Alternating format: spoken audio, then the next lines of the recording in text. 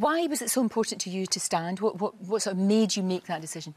Well, we've got to win again, and look, this was a bad loss for us, and we lost, colleagues across the country. We lost support in all sorts of different parts of the country. I think we were just too narrow, and we've got to reach out to far more people. All the things that we care about, standing up for the National Health Service, making sure that every single child, whatever their background, can get the very best chance in life.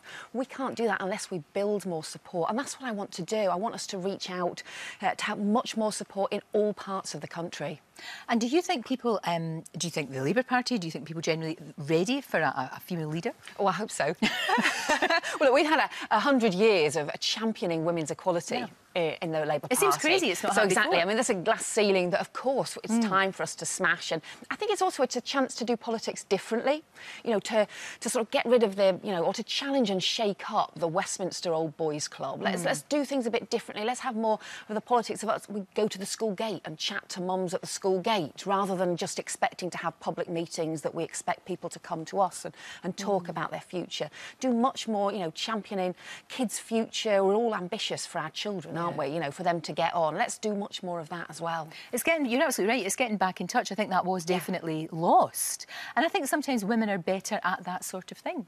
I think probably they make better politicians generally anyway. Well, I think we've just got to have a lot more women in politics, across the board. And we've now got, in the Labour Party, we've got over 40% of our MPs are women. I think that's a good thing. Conservatives are only 20%, SNP about 25%. And I think it does make a difference because if we look over the last 5 years, actually women were hit much harder than men.